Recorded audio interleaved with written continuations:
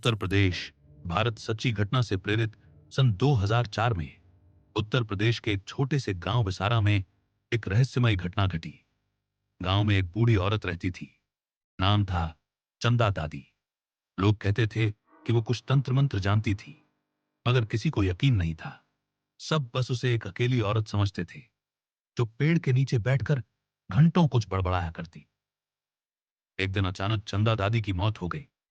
कहा जाता है कि मरने से पहले वो जोर जोर से चिल्ला रही थी, ये वापस आ रहा है, मैंने इसे बांधा था, अब सब खत्म हो जाएगा। लोगों ने इसे बुजुर्ग की बड़बड़ाहट समझकर अनदेखा कर दिया। लेकिन इसके बाद गांव में अजीब घटनाएं होने लगी।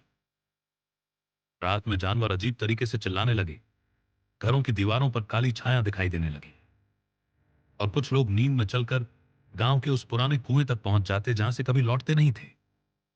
साक्षी की कहानी साक्षी, जो तब 18 साल की थी, इन घटनाओं पर यकीन नहीं करती थी। एक रात जब गांव में बिजली चली गई, वह अकेली अपने कमरे में सो रही थी। तभी उसे ऐसा महसूस हुआ जैसे कोई उसके सिरहाने बैठा। जब उसने आंखें खोली तो देखा कि एक काली छाया दीवार से निकलकर उसके पास आ रही है। वह हिल नहीं पा रही थी, सांस रुक रही थी। उसने किसी तरह मां का नाम पुकारा, पर आवाज उसके गले से निकली ही नहीं। सुबह जब वो उठी तो उसके गले पर 4 लंबे नाखूनों के निशान थे, जैसे किसी जानवर ने नोचा हो। ये देख गांव के बुजुर्ग दहशत में आ गए। उन्होंने बताया कि चंदा दादी ने एक छाया प्रेत को सालों पहले बांधा था, एक आत्मा जो अंधेरे में पलती थी और अब आजाद हो चुकी थी।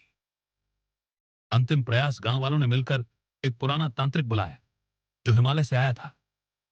उसने 7 रातों तक गांव में पूजा की और उस पुराने कुएं को लोहे की सांकलों से जकड़ दी। उसके बाद से अजीब घटनाएं बंद हो गई। लेकिन वो कुएं, उसने के पास रात को मत आना, वो अब भी यही है।